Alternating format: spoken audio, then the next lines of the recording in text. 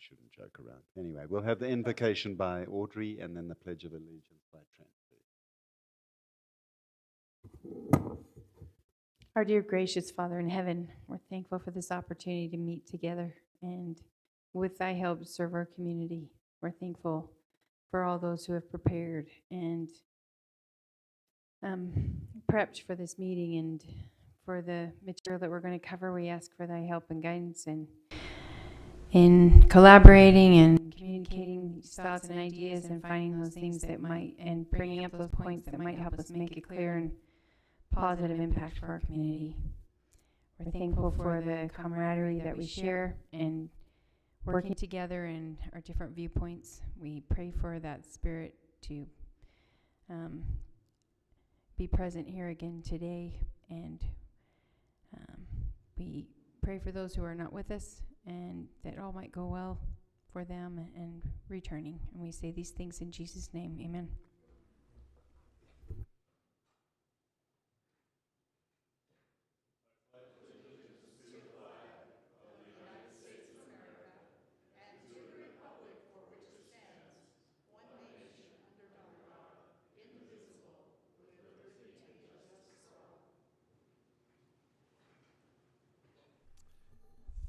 Thank you very much. We now would like to open it for any unscheduled public appearances. If you would like to chat about anything that's not on the agenda, you're more than welcome. Liz, are you going to disappoint us, or?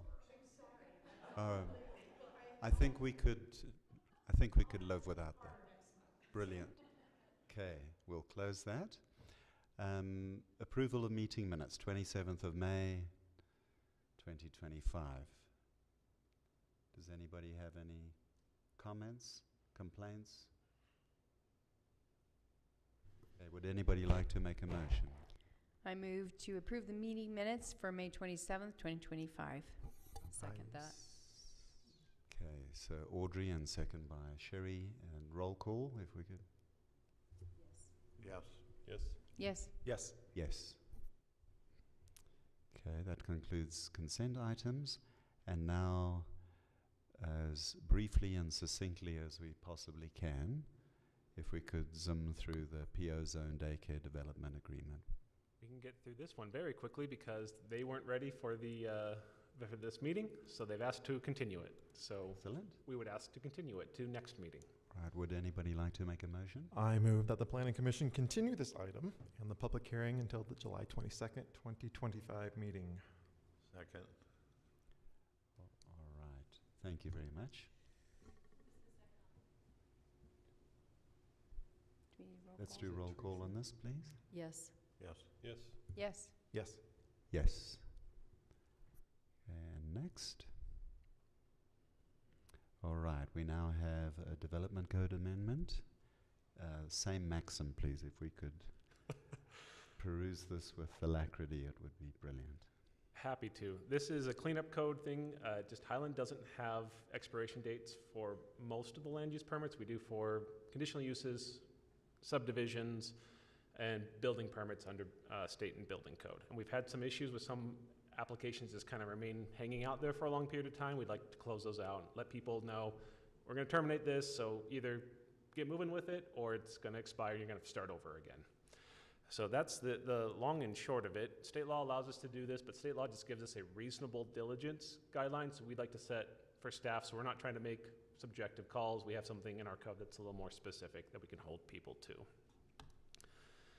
So that's our current requirements. What I've proposed, if an application's incomplete, so they haven't paid their fees or they're missing some document that's supposed to be part of the application, if they don't give it within 14 days after me asking, it's like, you never really submitted an application. I'm just going to close it out. You can start again.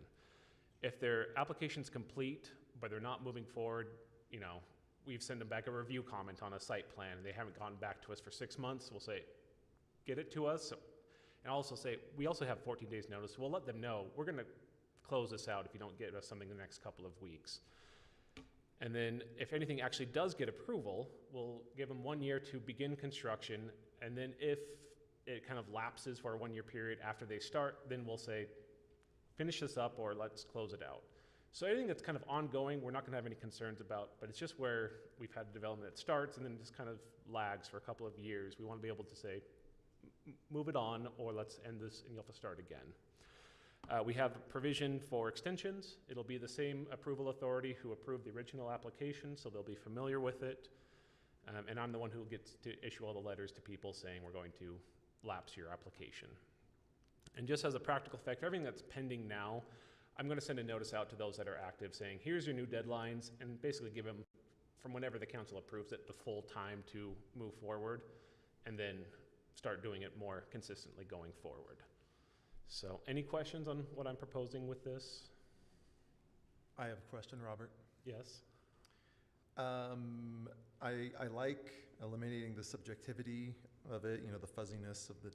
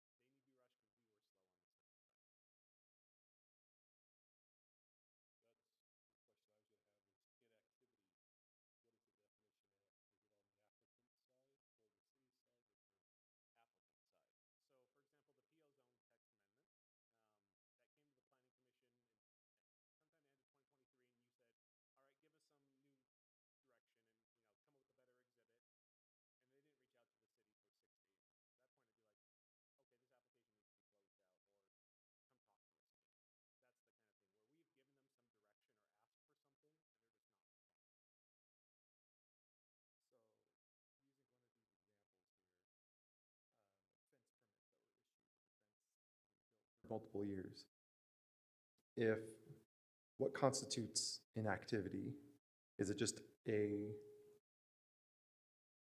not following through with it, or if they're kind of like they go out and hammer the fence a couple times and then wait a couple months, like.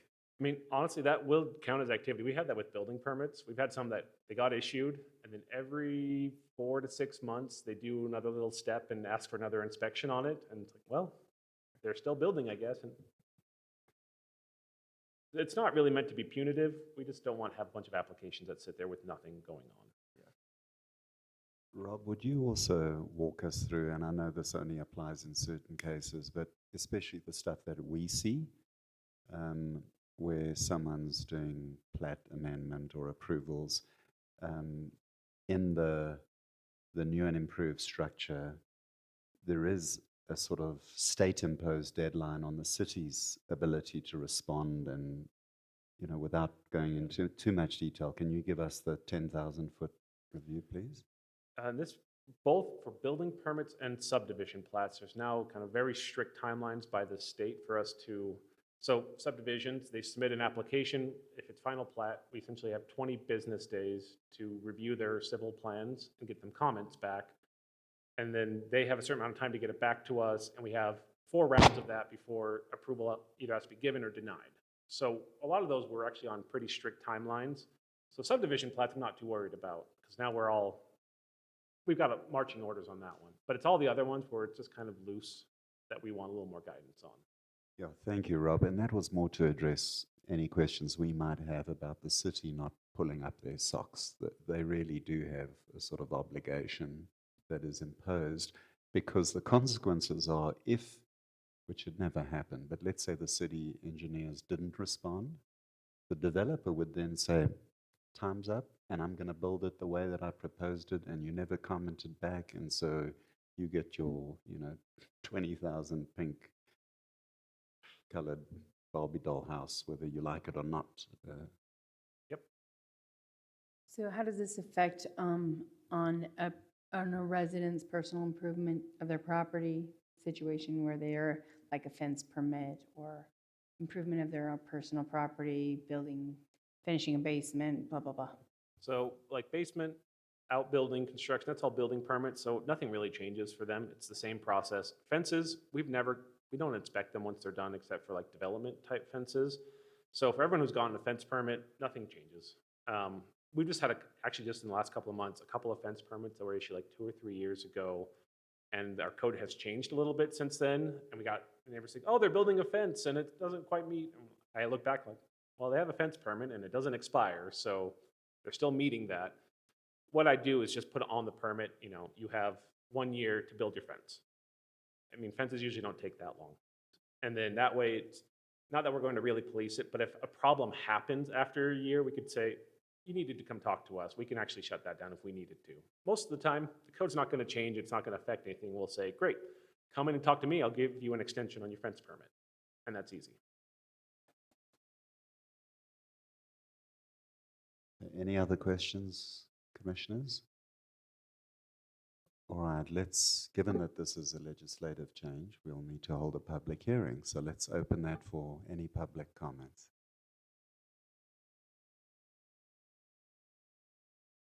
Going once, going twice. Okay, we'll close public comment. Anybody like to make a motion or further discussion?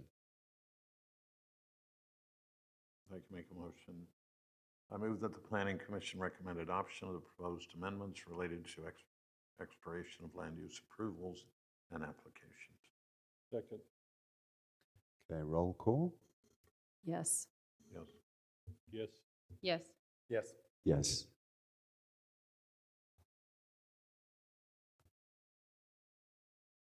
All right, PO zone amendments. Also going to keep this one at a very high level.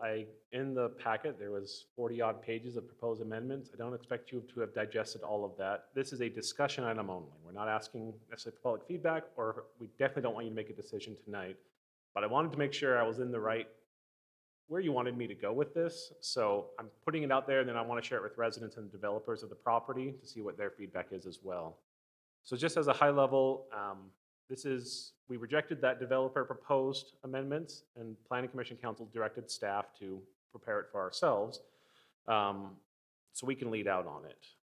So just as an overview of what I proposed is to remove all of those old exhibits regarding the site plan, the building design elements, all of that. We just take it out of the code entirely. I couldn't figure out a way of keeping that one-story restriction, keeping that master plan, or not keeping it, but keeping that one story. So I just chose to write it into the code, that if you're on the east side of Highland Boulevard, you get 1 story and a basement, as the plan has been since the PO zone was created. And then I went through and removed everything that referred to kind of this specific site being zoned PO. I put in a bunch of new standards, things that I thought were missing from the PO zone, like lot size and site design layout requirements, where we didn't have anything like that. That they have to dedicate property and water to the city if they're developing a site and need to give rights of way or irrigation water. We didn't have parking standards or commercial loading standards, and I added a bunch of prohibited uses. As you recall a little bit ago with the state amendments, we adopted a new way for people to propose new uses for a zone. So with that, I wanted to add in clearer limitations on what's not supposed to be here. So mostly it's retail, food, establishments type things that aren't the professional office type uses. And then I updated a bunch of standards. So building height was a big one we talked about. This may not be the way we want to go, but it's a pretty complex formula, basically, so we can handle lots that slope down and lots that slope up away from the road. So essentially, we measure from the lower of one of 2 standards. The lower of the lowest point of finished grade, or measured from curb. So if you're on a lot that slopes up away from the street, you're limited to where the curb is. You can't build, super high just because you have a hill. If you're sloped way down, you're not building off of a curb because that'd give you, maybe 60, 70 feet. You're building off of the lowest point, with the overall caveat that you can't be more than 50, that you at least build 15 feet above grade. So you at least have 1 story that's above kind of the ground. So it looks like there's a building there. So it's a little bit complex, but I'm trying to address the various concerns we heard.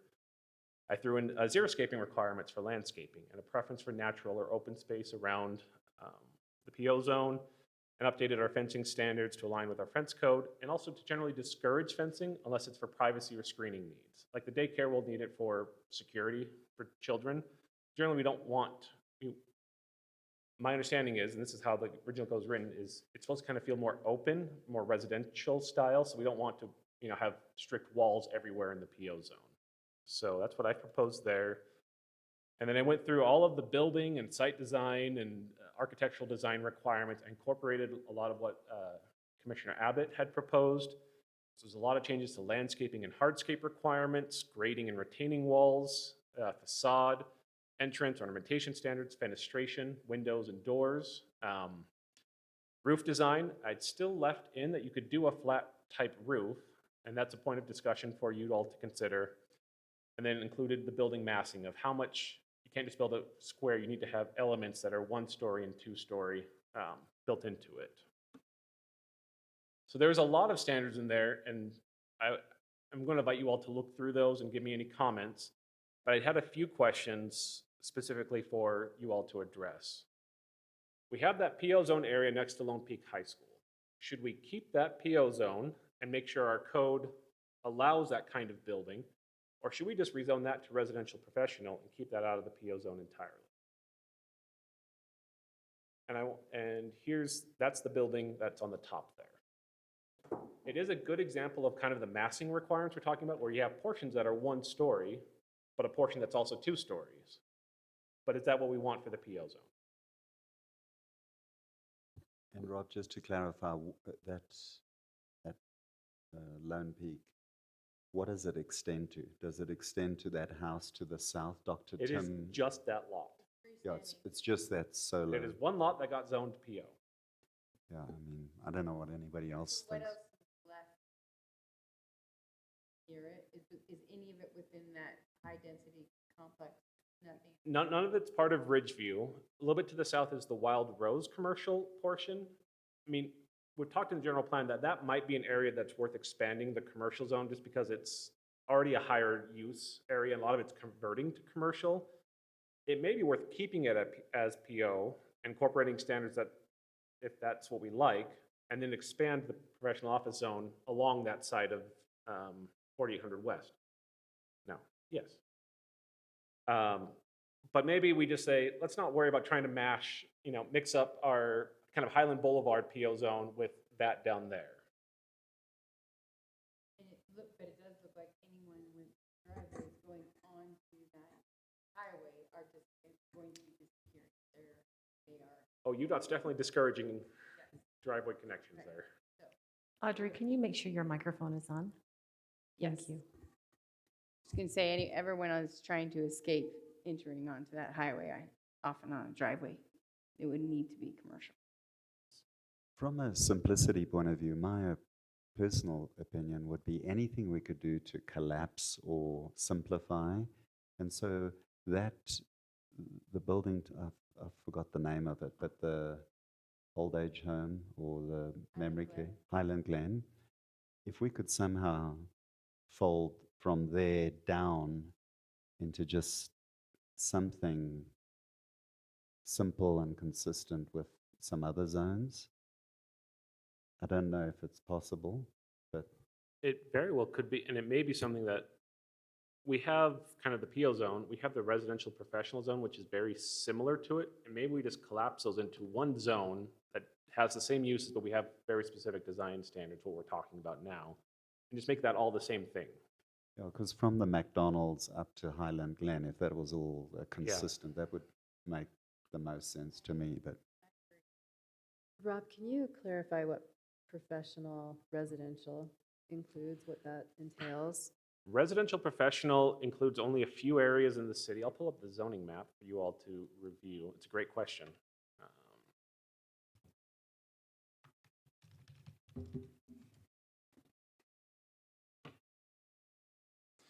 It's professional offices and services, including but not limited to architects, engineers, contractors, real estate offices, property managers, mortgage title offices, other financial and legal offices, medically related services, other types of professional services like information technology, marketing, travel, art and craft galleries, and studios for the teaching of arts and crafts. Storage shed not exceeding 9 acres as set forth in Exhibit A. Residential professional That's is PO. these little blue areas here. Kind of the IHC use, the car wash is there. This is the dental office that's on the corner there. There's also a salon on the first floor. And this is the point. And in the residence professional zone, there's a whole long code section about schools of instruction that was written specifically for the point to exist. It's not the point anymore. Another company has bought it. So that's residential professional.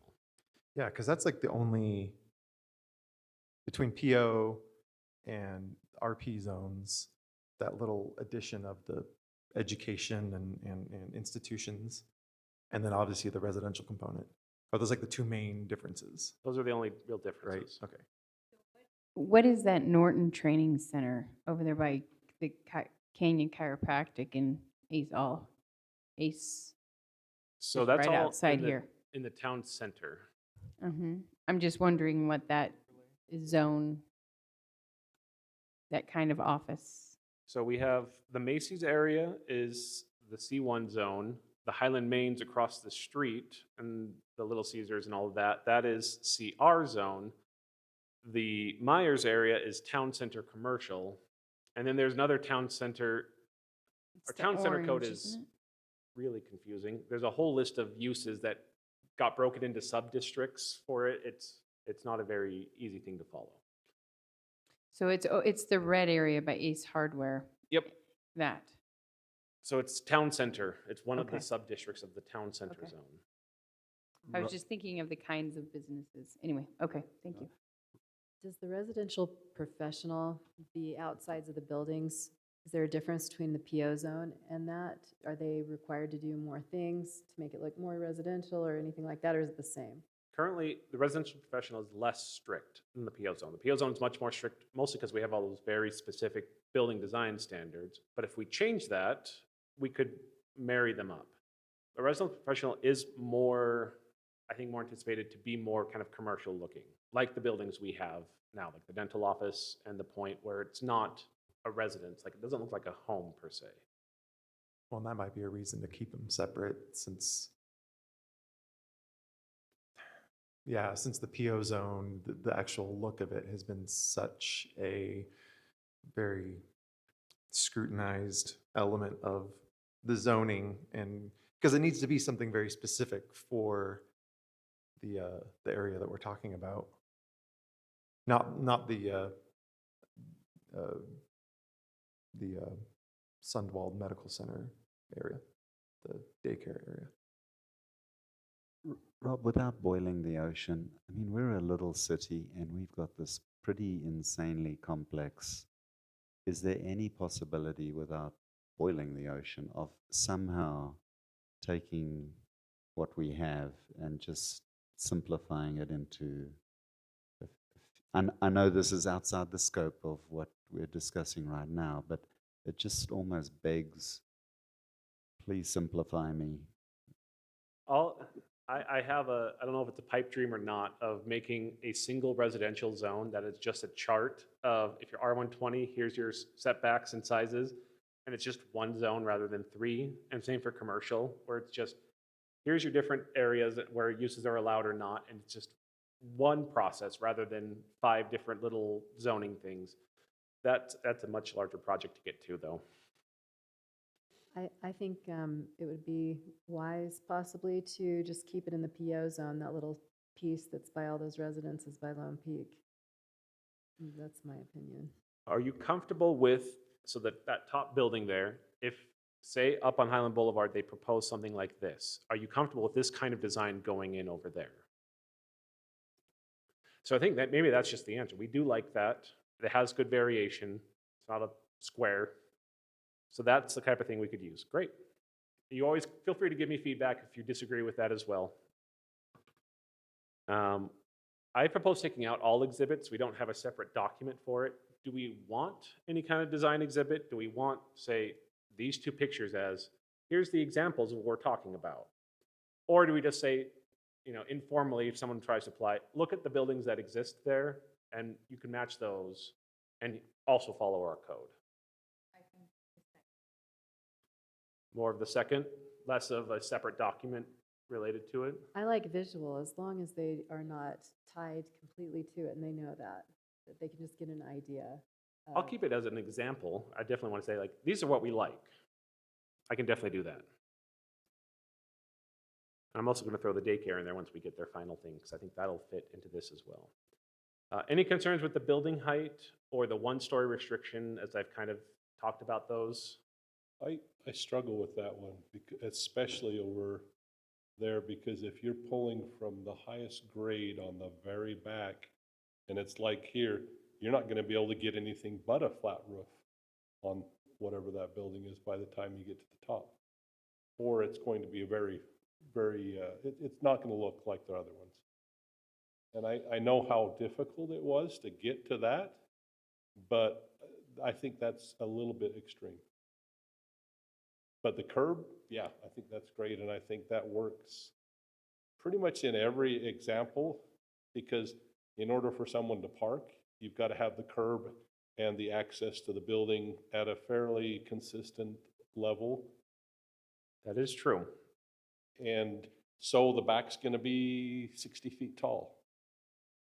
I don't think that's quite possible there, but it's going to be longer, it's going to be taller than 35. We also do have site coverage limitations, so you can't put a building that fills the site. It's up to a certain percentage of the site. And they have to provide parking and a certain amount of landscaping, which will just constrain how much of a building they can build anyway. If we do a maximum above curb, it'll give them their highest point. We could also say, and no more than 1 story below grade, and put a number to that, 15 feet or whatever. And then you're limited. You can't just build down, 3 stories. Yeah, because like there, there's a footprint, and on the curb level, because of the slope, it's going to be a lot bigger than at the bottom of the slope.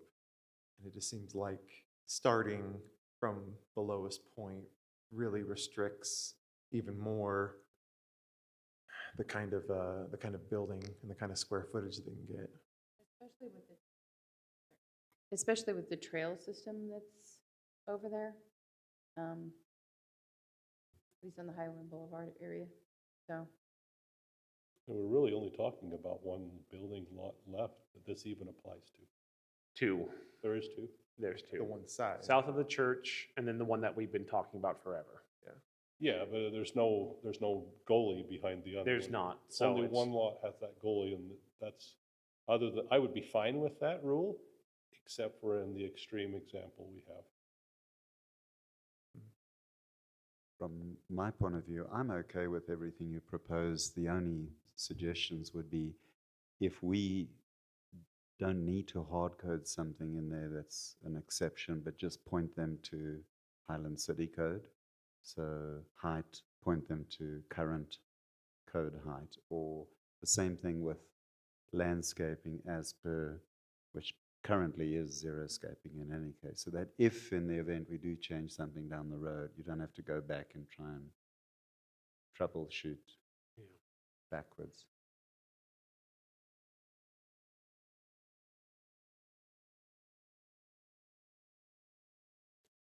I might, on building height, propose a couple of options for you to consider, and you can make a motion when you decide that, because it sounds like there's different views on that, so I'll let you guys kind of hash that out, but I'll give you the options to consider.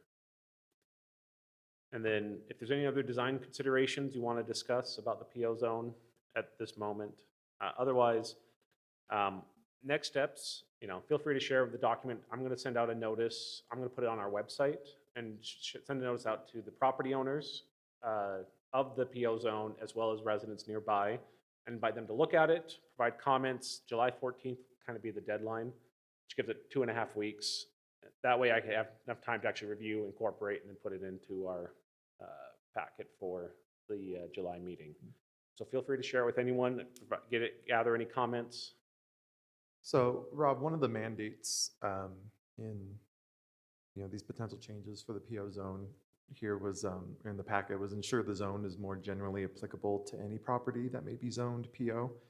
In what ways has these changes kind of addressed that, broadening the scope a little bit? So in a couple of ways. One is we removed the very site-specific language and exhibits. So it doesn't say, PO zone consists of 23 acres of property in this specific area of the city any longer. So we take all that out. We take out those specific building designs. And we replaced them, and this is the second part, with building design standards that you really could apply to any property in the city that we wanted to apply them to. We could pick any area and say, this is now PO zone. If you want to build a building, here's your requirements, go meet them. That's the goal. And they don't have to look at something else to try to understand what they can and can't do. They can say, okay, I understand your code, I'm going to go build. And this is kind of future-proofing the code to where we can just apply PO to anything that's redeveloped or rezoned or whatever. Correct. The only exception to that is that one-story restriction for the east side of Highland Boulevard, but I just can't find a way of getting rid of the master site plan without also getting rid of that unless we just put it right into our code. And I'd rather do that since that was a big concern for residents. Any further discussion or questions? I was just wondering what you guys were thinking about the varied roof line. We talked about it. It can be flat as long as, that was a huge, huge, huge deal with all the residents that it had the varied roof line that was included in here. Oops. But flat roofs were okayed. Is that correct? I know with this image, if we're using that Lone Peak Dental Building, so everyone's okay with that? Yes, I am. I mean, how this all started was Patterson had this plot of land. They wanted to make it commercial, and all the Bull River residents said, no, man, that's ugly. So can you meet us halfway and design stuff that sort of looks like your standard Bull River homes? And that's sort of the genesis of this. That's a good point, because some of the Bull River homes are flat roof and look very similar to Yes. that as well. Yeah, a lot of them It have does that. align. Frank Lloyd Wright. Well, and that's what I was wondering when we were shown all those other photos. Those have all disappeared. And even that other home that with the contemporary home that was, we're not looking at that now, we're looking at this. And so I'm just wondering all those other images that we all as a commission said that we liked are no longer being included. So we're just looking at this commercial across from Lone Peak. So I'm just wondering what happened to. We can add the exhibit. My thought was I didn't want a separate, I can have examples of what the commission likes, because you will still review the architecture of these buildings as they come through. So I would give examples to them, but I wouldn't say, here's a code requirement which is aligned with this. So it's not like you don't like those pictures at the variative roof design. It's just we're not putting that as part of the actual zone. Yeah, and it seems like these are indicative of kind of what Of those kind of were, the two and types. They're Either the- already on The traditional, or you have the more modern, but you see they break, you can't just build a cube. You have to break it up, vary the horizontal and vertical massing of it. Yeah, it's all fashion dependent. Okay, anybody else have any opinions or things? Have you got enough feedback, Rob? Do you feel? I have enough feedback. This is good work, Rob. Next? That's all I have. We're not making any decision, that's why. It's just a discussion. Okay, so July the 8th, we would love you to participate in just land use again. Another meeting, and that's presumably 6. 6 o'clock. Yeah, so city council, you can read the future meetings. Does anybody have anything else to say, or can we have a motion to dismiss? I move we dismiss. I second that. Go ahead. Yes. Yes. Yes. Yes. Yes, thank you all.